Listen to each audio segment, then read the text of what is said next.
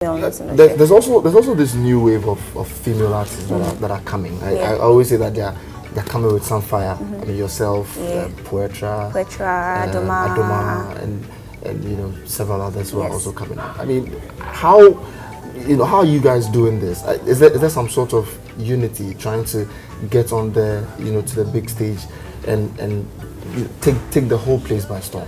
Definitely, I feel like there's some sort of unity, because we all know how hard it is and how much pressure is on us to deliver.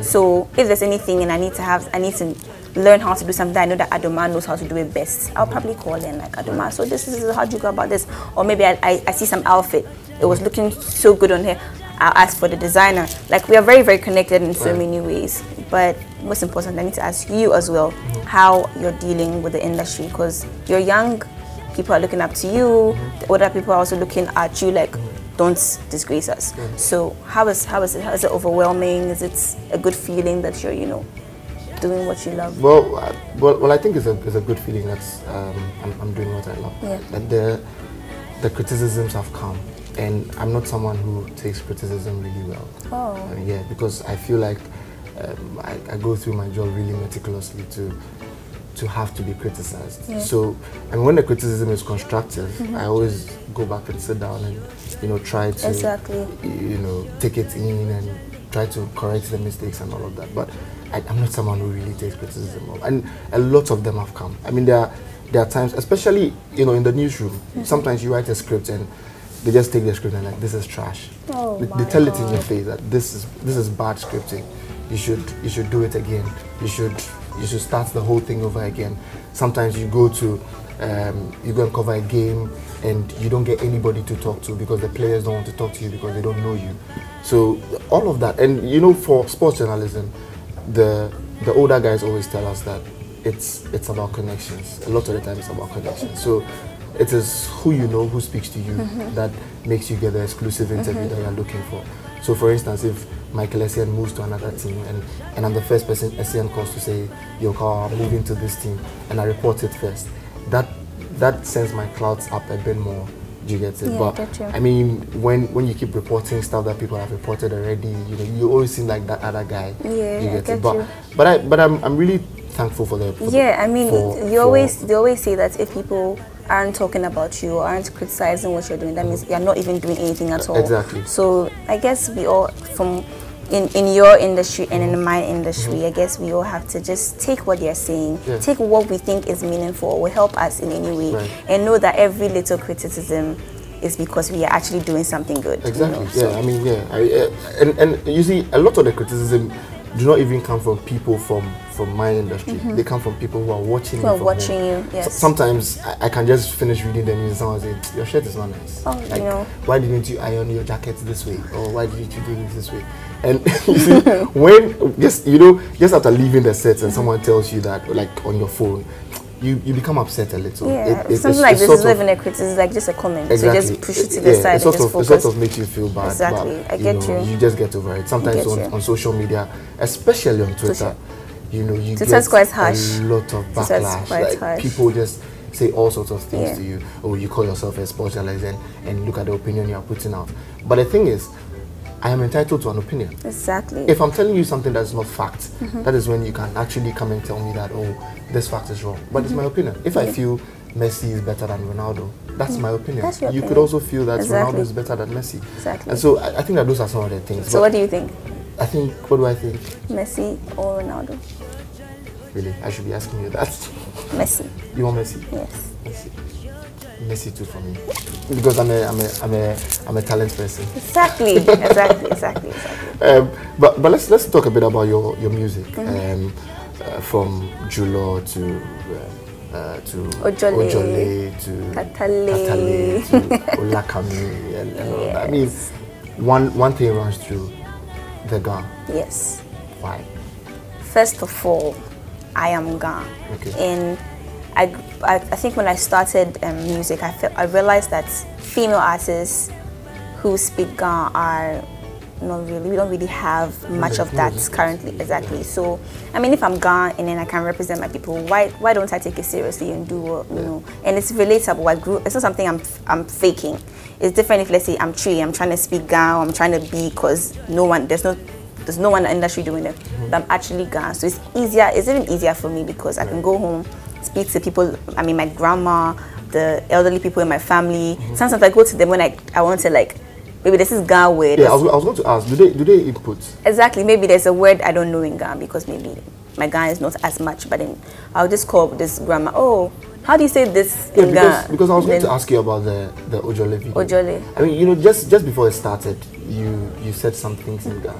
And my grandpa is Ga. And you know, the thing about, we never spoke Ga at home and all that. So my mom is a Tree person, so we always speak Tree. But the thing is, I know the Ga, but there were some Ga words you were mentioning that if there were no subtitles, I wouldn't have known. So I mean, how did you come about that? Definitely some of the words we're not sure of because I know how to speak Ga, but even you in Tree, some words you probably wouldn't know. Yeah. So some of the words we asked, so we shot the video in Jamestown. We asked the people, what does this mean? If you want to say this in Ga, how would you say it? And my video, shout out to Jean though. Jean is the director of my video.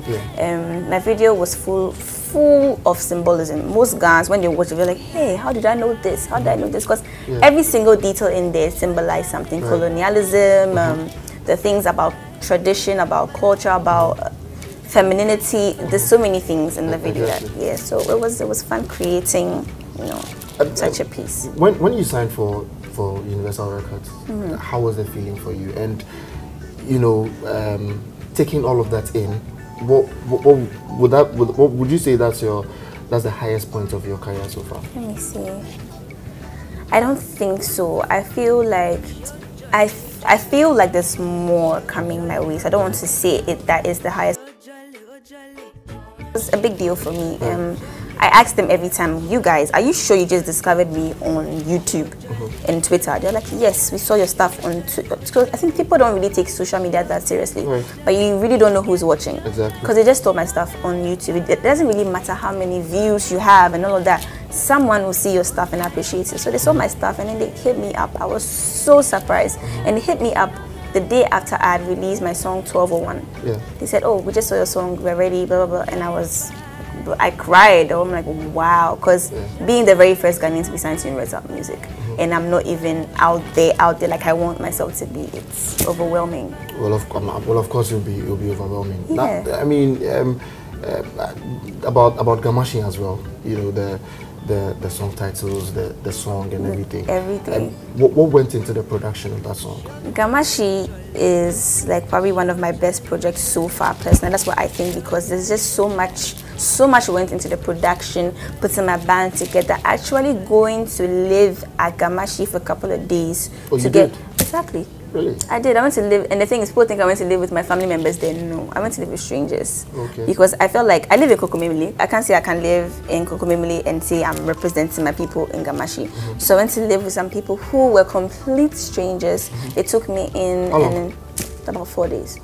Yeah, 2 to 4. Yeah, it was 4 days, and it was very random. My mom, if I had asked my mom for permission, she wouldn't have allowed me. So I just got up one morning, packed a couple of clothes into my bag, and just.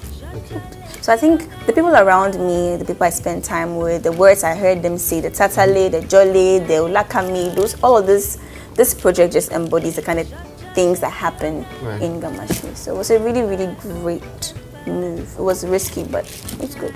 Well, so after Ga Mashe, which has obviously been a success, I mean, a lot of people are singing your songs on the street, especially the Tatale one. I love Tatale because it's a song I used to sing as a child. Yes. But who would you want to, you know, feature in your subsequent works? Maybe a collaboration. Like 1,000 people I want to feature, but top five. No, maybe not top five. No, in no particular order. It's so hard. In Ghana, I want to work with Stonebwoy. I want to work with Uyala. I want to work with, hopefully, Sarkodie. Let's say internationally, I want to work with Asha. I want to work with Sia.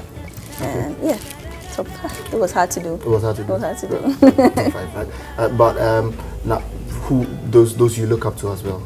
I look up to like a billion people.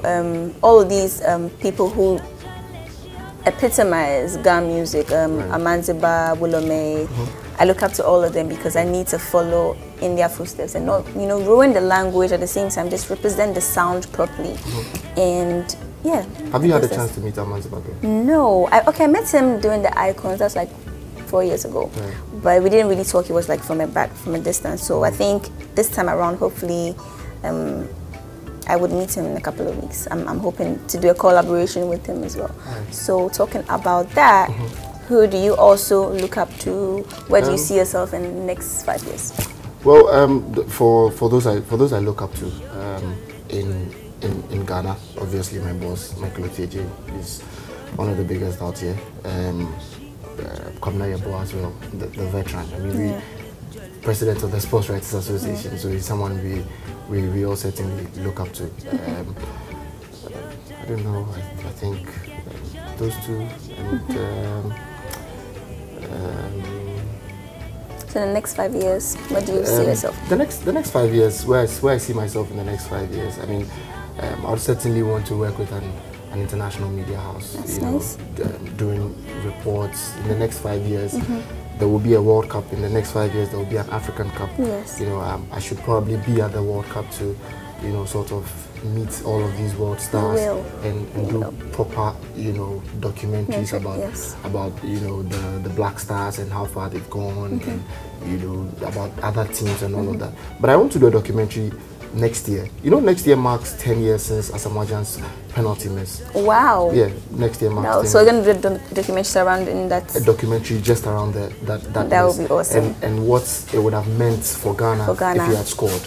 I mean, it would be painful to watch, though. Exactly. I mean, it won't be painful to watch. It's one of the most painful moments in Ghana football. But I mean, it has to be done. It's been next year will be 10 years. 10 years. And so wow. If something proper is done about it, I think that it will be really, really nice. Okay. Since you really like my song Tatali, can we hear freestyle of you? Well, I like the chorus, so I'll just go with the chorus. Okay. So, Davi Maheyo Kegali. You know you're not singing it, you're just saying. It's Davi Maheyo Kegali Ke wanta talefen 50 Kegali Ke wanta talefen 50. Why are you not singing the other part? Kegali Ke wanta talefen 50. Hi, my name is Ofosu. Everybody calls me Kawawa. I've been here with Cina Soul, asking her about her life and music. She has also been doing same with me. So just do well to like, share, and subscribe on 3 Extra.